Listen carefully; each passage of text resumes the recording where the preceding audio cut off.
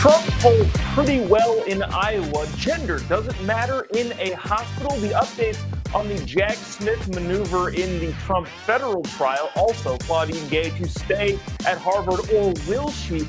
And what issues are the most important to voters? All that and more coming up on this episode of Daily Caller Live. Thanks so much for tuning in. My name is Jobob. Daily Caller Live starts right now. 2, 1. Here we go! That might be the only brown guy on earth named Jobob. That is actually their name, Jobob. Live from the dingy bunker that is completely and totally and utterly cut off from the outside world, except for you fine folks. My name is Jobob. This is Daily Caller Live. Thanks so much for tuning in on today. It is Tuesday, December 12th, the year of our Lord 2023. Lots to catch you up on, just like usual. Trump polling in Iowa is fascinating. And also, will the Harvard president stay in her job? Spoiler alert, yes. But some of the details are kind of interesting. And also, the mainstream media getting it wrong on what people think about the economy, among other things, is hilarious. Let's see. Wow, already people arguing in the comments section. First two just in there, just, yes, Trump, no Trump. All right. Maybe we'll talk about that first then, because I feel like that's important and something that should be talked about. The Des Moines Register, kind of the gold standard of polling in Iowa, had their big poll come out over the weekend. Didn't talk about it yesterday because I feel like we talked about something important. Oh, no, the president of Penn resigned yesterday, so I feel like that took a little bit of precedent there. But polling came out of Iowa, and Trump not only has increased his lead, but now has a majority in the state of Iowa. Iowa starts caucusing, I think, in less than a month. But I want to put the perspective of Trump's lead in Iowa into some context here. People are like, oh, yeah, Trump's had a lead. He's always had a lead. But there's still a dark horse in candidate whoever. Well, not really. I've not been shy about this, but I think it would have been easier to win the presidency with probably a different candidate. That's not saying I don't think Trump can win a general election, but I think if you're being honest with yourself, it probably would have been easier. That being said, that's really not even in contention anymore because he's going to get the nomination. It's really not even close. The Des Moines Register poll shows Donald Trump leading and increasing his lead by at least 5 points. Now, having over a majority is saying something. Beating everybody else in the field combined is saying a bigger something. Donald Trump has 51%, according to the Des Moines Register poll. Ron DeSantis at 19%. Nikki Haley at 16%, and then it goes down on from there. Vivek at about 5%. Chris Christie at about 4%. Asa Hutchinson has 1% in the polls. Now, that is fascinating to me because Asa Hutchinson has ended his presidential bid and is no longer campaigning for president, yet still holds a solid 1% in the state, the first caucusing state of Iowa. This I thought was also interesting. Ryan Binkley has 0%. As it stands right now, me and Ryan Binkley are in a dead heat tie in the state of Iowa. If voters go out to caucus tomorrow, it'll be me and Ryan Binkley duking it out for number 7. I guess. I won't be on the poll. I won't be on the ballot. So I guess I've never been in a caucusing state. So is it a ballot? What do you actually fill out once the room has decided? Like, I understand how caucusing works, but if you're, I don't know, in Iowa or in a state that caucuses, let me know how it actually, how you actually submit it. Is it a ballot? Does everybody fill out their own thing? Or is it just kind of one collective thing? Anyways, and this is what I thought is really interesting. And I realize I said that now several times. None of these is at 2%. So people who in Iowa are like, I don't want anybody. 2%, and not sure at 3%. So Ryan Brinkley and Asa Hutchinson getting trounced by the none of these and I don't know yet vote in the state of Iowa. It is fascinating to look at because if you add all of Ron DeSantis' voters, all of Nikki Haley voters, all of Vivek's voters, Christie's voters, Asa Hutchinson, Tim Scott, all of the voters combined, it still wouldn't touch Donald Trump, considering he has a majority, which I think I probably made a math mistake there, saying that he has a majority, but still none of the others combined haven't been. That's even more interesting. But now that I'm thinking about it, there's no way that's mathematically possible. So I may have sounded stupid a couple seconds ago, which wouldn't be a first time.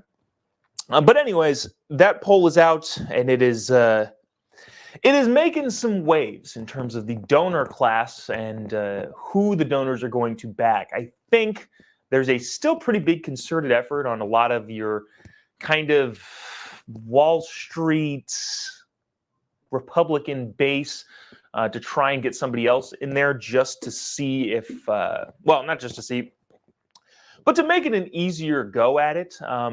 I still think that's true. If it's, Ron DeSantis or Nikki Haley, and I know people have their opinions on those people. I'm just looking at it as the most realist perspective I can give.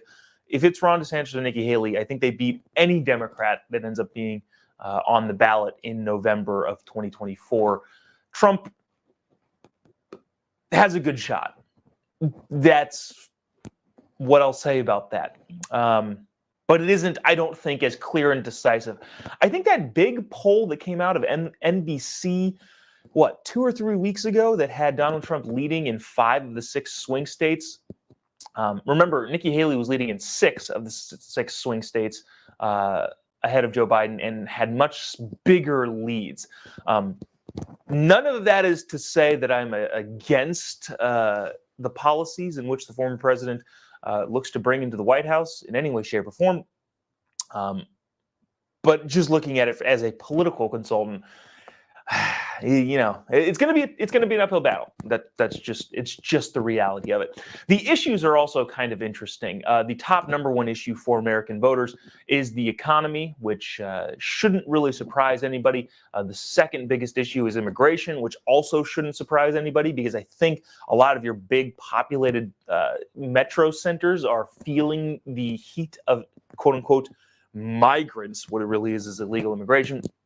And I think those people are Republican, Democrat, Independent looking at it and going, yeah, this is a big issue. Third issue down kind of is a toss-up between the state of democracy and abortion, but it also is like half of the second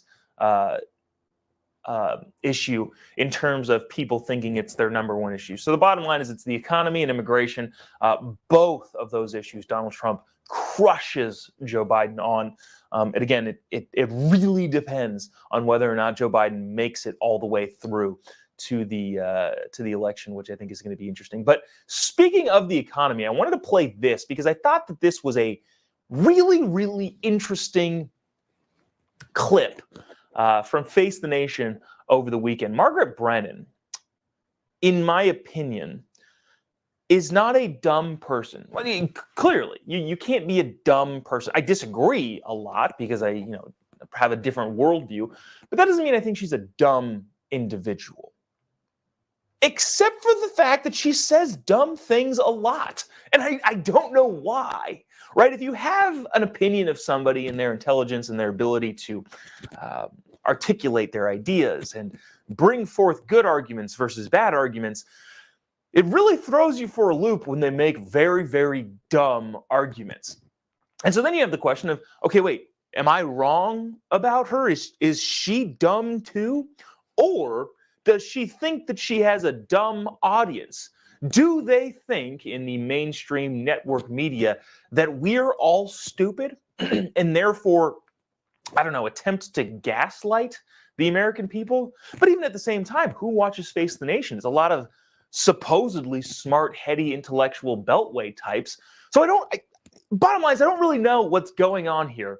But she asked a question of her guest of the most popular issue people will be voting on next November, and obviously in the primaries, inflation, the economy, and then frames it in a way that I know that she has to know is dumb and wrong. Watch this very, very short clip, and we'll discuss on the other side. She's asking about inflation, and the way that she frames the question makes me think she's stupid or she thinks all of us are stupid. Check this out. Anthony, Americans say inflation is the top problem, but it's at the lowest level in 2 years. Why is there a disconnect between data and perception? You know, inflation is at the top of people's minds. The economy is at the top of people's minds. But, of course, we've all seen that the data shows that inflation is on the decrease. Why are Americans so stupid that they think the economy is still as bad as they believe it is? I guess I'll sit back and maybe the stupidity of that question and the way it was asked can just kind of come to light in your minds. Because again, I know you're not dumb watching this show. Because if you're going to frame the question as, well, inflation is down, yes, but that doesn't mean the inflation of the past 3, almost 4 years of a Biden administration, well, 3 years of a Biden administration has just gone away. It hasn't just vanished into thin air. Yes, the rate of inflation year over year has gone down a little bit, but it has to. The Federal Reserve has increased interest rates to a huge proportion. People are no longer buying the things that they would have otherwise bought because prices are out of their price range. That is why people think that the economy is still not working for them and still not good for them. And the reason they think that is because it's true. And then to sit there and then either have the audacity or the stupidity to say, well, the rate of inflation is on the downward trend. Not even to mention the massive inflation ushered in by overexerted government spending headed up by President Biden. This is not like new information that people shouldn't already understand. But to not include that at all, and then to just say, well, the inflation numbers are down, therefore the economy is good and people are fine. Why do they think they're not fine? What kind of gaslighting is that? It kind of reminds me of how the New York Times had a big piece last week about crime. And, well, Americans are actually safer. There's less crime on the street. To ignore the obvious of the lack of reporting crimes, the lack of policing crimes, the lack of prosecuting the crimes, is just as dumb as what supposedly the host of a smart TV show just said. Now, I want to play the clip. It's further down the line in this questioning of this guy. I'm not sure who this dude is. I think he's a correspondent or something like that. His answer, and again, it's going to blow your mind that people in the Beltway bubble elite cabal kind of think like this, but this is how they think. They look at individuals and individual circumstances as, well, this is just an individual base, but the macro level is fine. We've created more jobs than expected without even questioning, okay, well, who sets the expectations? If I set the expectation and I say 0 jobs are created and then all of a sudden 2 jobs have been created, do I get to go, it's 2 times what I've expected. And that's a good thing. No, still only 2 jobs are created. So I realize that was a little bit of a tangent there, but part of this whole idea that no, the economy is good is that the jobs reports came out and they beat expectations. Okay, well, who sets expectations and what do they base that off of? And also, good news in an inflationary period is bad news from a standpoint that the Federal Reserve then needs to cramp down even harder because that's what it takes to crush inflation. I'll stop. Let me play you this clip. And this is what this dunderhead thinks of individual experiences. Watch this. The White House would argue inflation is headed in the right direction. It is going lower, and they look at that strong jobs number, just like we saw on Friday. So what is it that people need to experience on a personal level? Yeah, so I asked people directly, what do you take into account when you evaluate these things? And the personal outweighs what we call the macro numbers, the large numbers. Don't discount them, but it's personal experience of the people you know and your friends, even the businesses around your local community.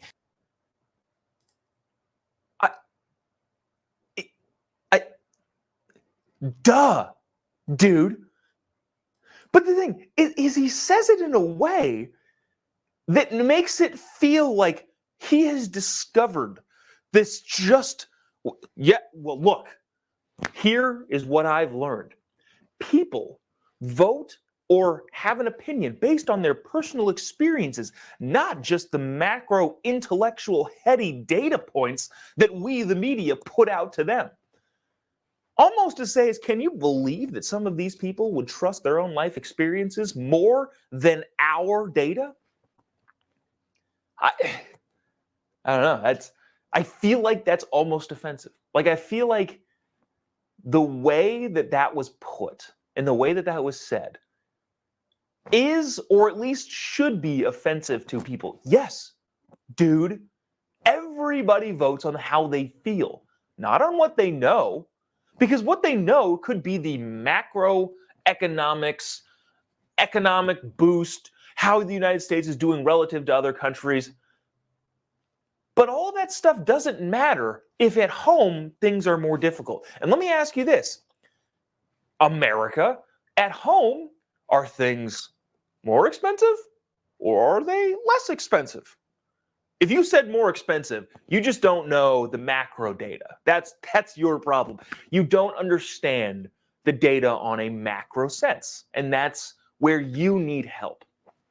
Yes, is gas more expensive? Yes, are grocery more expensive? Is your electric bill, your energy bills more expensive? Is housing more expensive? Yes, all of those things are more expensive. But what you need to understand is that the data says that inflation is on a downward trend after 3 years of being way higher than it's supposed to be. And also, it's still about double what the Federal Reserve wants it to be. So it's not like it's good.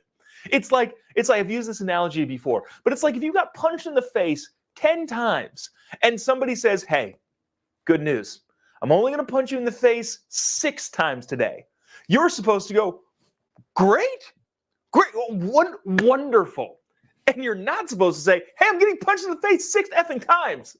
I don't want to get punched in the face at all." So then to say that inflation is on the downward trend, but ignore the fact that it's still about twice what it should be.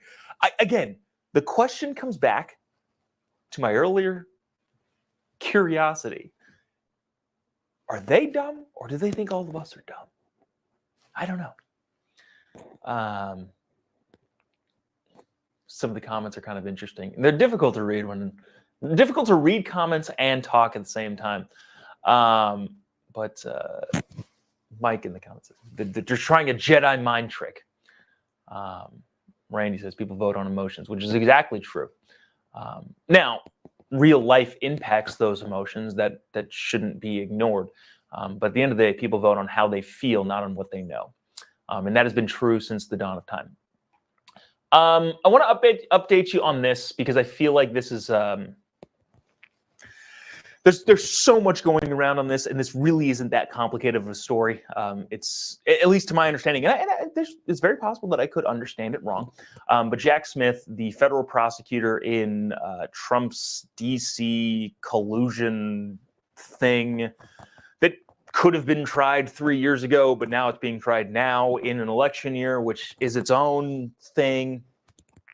But I believe the trial's set to take place in early March. And Donald Trump and his legal team have said he has blanket immunity and can't even be tried on this, and has been trying to appeal to different federal courts to basically prove that point or get that issue solved. What Jack Smith did yesterday, there's some text message tapping and phone tapping, which is important, but it's nothing that we didn't already know and shouldn't have already not. Okay, wait, let me phrase. What am I saying? That shouldn't surprise us because it's still horrifying, but it's not something that we didn't already know about the federal government tapping phones, even of the president of the United States. But yesterday, there's this big move in this federal case against Donald Trump. Really, all that happened, a bunch of big lefty media, this is a brilliant move. And there's a bunch of righty media outlets going, this is obstruction of an election. The idea that Trump is immune comes from the Trump camp, which is totally fine. They're allowed to make that case. What that would have done is prolonged the hearing, prolonged the trial way past probably the election and gone on for literally years. What Jack Smith did yesterday is appeal to the Supreme Court to decide, rather than go through the appeal process, he has asked the Supreme Court to weigh in immediately and definitively. Oral arguments should be starting, I think, in early January, as the Supreme Court has replied, basically to decide whether or not Donald Trump can be tried. And if yes, then the trial starts in March, which, again, I'm not concerned about really, because I think from a political optics standpoint, that will backfire. Yes, it looks like the DC swamp is trying to meddle in the federal presidential election. But I also think in reality, that will bolster people on the side of, hey, you can't just prosecute a guy randomly for something that pretty much the country gets to decide at the ballot box. So yes, I think it matters, but it's really not as complicated as people are making it seem. All he did was say, hey, Supreme Court, can he be tried? And the Supreme Court is going to decide before the trial whether or not, yes, he can be tried or no, he can't be tried. In both situations, I think it doesn't do what the extreme anti-Trump people think it does. If they say, yes, he can be tried and the trial does start in March, I don't think that there are going to be a huge contingent of Americans saying, well, the trial has started, we can't vote for this guy for president. Now, I think most Americans are going to say, yeah, I was on the fence, but F you again. You can't do that. So that's that. Not really as important, I think, as a lot of people are making it seem. But I don't know, is what it is. Let's see. I want to get to this. This is actually interesting. Gender where it should matter. So look, there's this whole idea of, well, you don't need people can use their own gender pronouns, and what difference does it make to you? And, you know, from a more I don't care what you do mindset, if you're a grown adult and you want to be called, I don't care. I don't care. Do whatever you want to do. The second you start interfering with other people's lives, or especially try teaching it to kids, now I have a problem. Now we have an issue that needs to be resolved legislatively, probably. But as a part of one of the attempts to enlighten folks and allow people to be who they really are, which again, I think is, don't get me wrong, I don't necessarily care what you do, but that doesn't mean that I don't think that you're wrong. A lot of negatives in that sense. What I mean is, from a freedom standpoint, fine, whatever. Do what you think you do. Do whatever you want to do. But also, I think it'll ruin your life, and you shouldn't do it. But I thought this was interesting. This is from Blaze Media. Chicago hospitals will give transgender parents option to identify, parents. See, now I would have had a problem, but I misread the word. Chicago hospitals will give transgender patients option to identify as X instead of male or female. We'll save our commentary, but Chicago area hospital system announced that they will give its patients the options to choose X as an alternative to identifying male or female. Northwestern Medicine said the decision was made to accommodate transgender, non-binary, or intersex people. Northwestern Medicine, this is a quote from the director of Gender Pathway Program. Okay. So Northwestern Medicine hospitals and outpatient centers affirm every patient's gender identity. The new medical record designation will enhance communication with patients, align with best practices, and help our staff better meet the needs of a diverse population that we serve. Goodness gracious. Thank you for allowing people to identify as something that they are not in a situation where it actually matters. Look, at the end of the day, if you're at a restaurant and you, I don't know, tell the server that you're an X, not you're non-binary, the server will go, okay, would you like any appetizers? At the end of the day, doesn't really matter. And if you want to live your life telling everybody that you're a butterfly or a ZZEM or an Apache helicopter, you are more than willing and able to do that. The one place, or maybe one of the more important places where it does actually matter, is in the medical field. If you come in on a gurney unconscious after a horrible car accident, or in Chicago, possibly, likely, a shooting, gang-related shooting, which again, I don't condone, I'm just saying it's Chicago, and if it's going to happen anywhere, it's probably going to be Chicago. If you're going to come into the hospital unconscious and needing life-saving support, do you want the doctors to be guessing what type of procedure you're supposed to do based on your own anatomy? If the doctors are just, hold on, this person is an X, I can see a surgeon going, okay, but are they a male or a female? Because I need to know going into the operating room.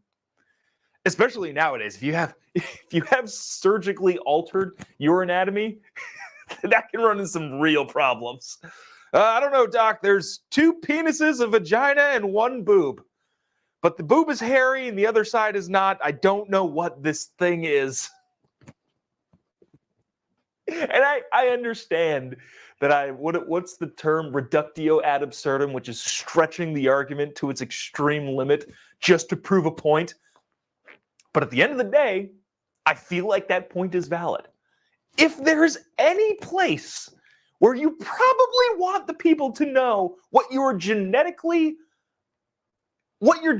makeup is, what your anatomical makeup is, it's probably it's probably at the hospital. Like I said, if you're, I don't know, at Walmart and you're checking out, or you're leaving the store, hi, I'm actually a ZZEMzer. Fine, okay, I just need to see your receipt. If you're at an auto body shop and they say, do you want synthetic oil or regular oil? And you say, I'm actually an X. Fine, I still need to know what oil you need. But if you're at the hospital and the doctor says, all right, we have to do a life-saving procedure. This only works 25% of the time, and it's going to be a risk as it is. And then you say, by the way, I identify as this, that, or the other thing. That's probably not the place that you want to exercise your freedom to be whoever you want to be, because the doctors are going to be like, no, dude, we need to know, are you a male or a female? Because that alters the trajectory of this surgery and your life could depend on it. Let me see if there's anything else in the article that I thought was interesting. He went to claiming X is a designate to help prevent depression and anxiety. That was the funny part. What is this title again? The director of the Gender Pathways Program at Northwestern Medicine. Which I don't know if the article is just doing to be funny, or if this person actually identifies as a he. If this medical professional actually identifies as a man. He went on to claim that the X designation would help prevent depression and anxiety. What about preventing being alive? Is that at all in the calculus of the minds of these people? And again, at the end of the day, if this is the decision that you would like to make, I guess by all means, go for it. I don't really care.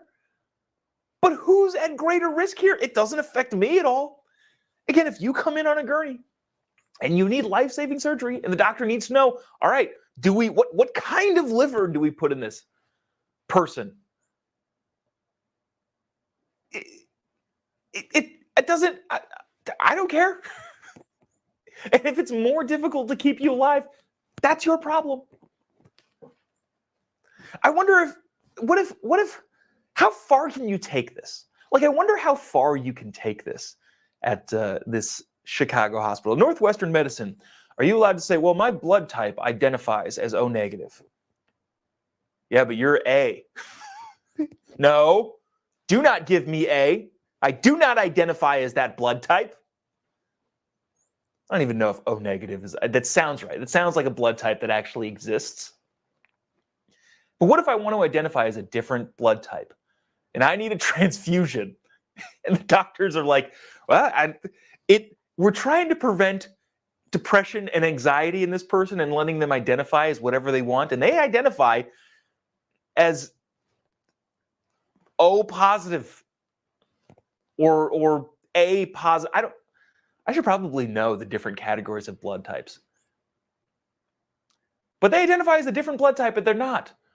Do we, to enhance the ability for them to avoid depression and anxiety, do we allow them to put the wrong blood type in their body? I don't know. And again, I understand that I'm taking this to extreme for the sake of argument, but all I'm really trying to say is expression and how you want to express yourself has its limits. And those limits, yes, benefit society as a whole, but it's really your problem, right? Because at the end of the day, I'm not the one that might get the wrong surgery. I have a deep vein thrombosis, but I identify it as in my left leg. My left leg is the one that identifies with DVT. But the clot is in your right leg. No. You operate, my left leg is the one that identifies with this blood clot. I don't know. Anyways, hold on. Shoot, there's so many people in the comment section that are, I'm sure, are making funny jokes.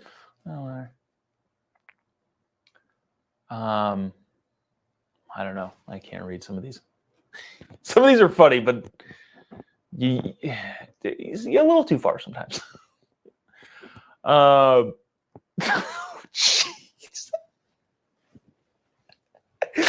Keith says, what the hell? Just give him a hysterectomy. We'll just take the stuff out and charge him. You guys are great. I love it. I love it that the comment section is just a de facto producer. Oh, and Carol weighing in with some medical advice. O negative is a very rare blood type, and people can only have O negative. Don't you dare tell me what I can and can't do. I identify as O negative. Wait, no. Wait, is that the one that's universal? No. So then, maybe that was the worst possible example. Is that the universal one that anybody could take? Jody says, I identify as a Vulcan. Guess my blood type. Do Vulcans have blood? I'm not sure of the biological makeup of the Vulcan creature.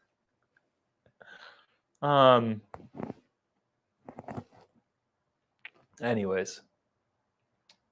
Last one. Lauren says they might need a lobotomy.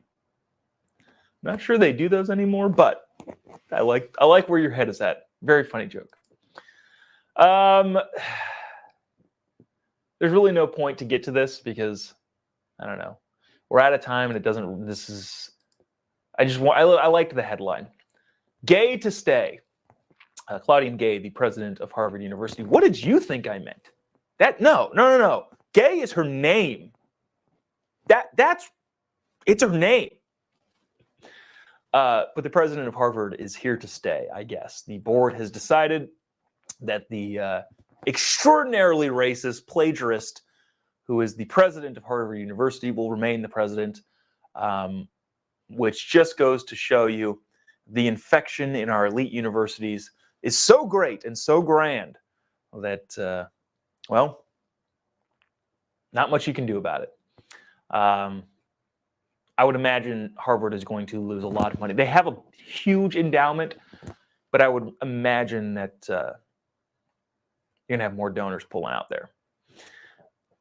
Anyways, that'll do it for us today. Appreciate you sticking around, tuning in. If you haven't already, give me a follow on any of your social media platforms. Just type in Jobob. You'll be able to find me pretty much anywhere. Let's see. Anything coming up? America Fest. You should come to America Fest. If you live in the Phoenix area or are able to get to the Phoenix area this weekend, Saturday through Tuesday is the biggest freedom party. It's basically Coachella for conservatives, or Lollapalooza, depending on what part of the country you live in. Coachella is either a huge thing or like Lollapalooza is a huge thing. Woodstock. It's the biggest conservative party in America in Phoenix, Arizona, put on by Turning Point USA. Tickets are unbelievably reasonable, and anybody you can think of in the political landscape will be there. So yeah, if you want any information on America Fest, hit me up on any of the social media platforms. Just type in Jobob. You'll be able to find me pretty much anywhere.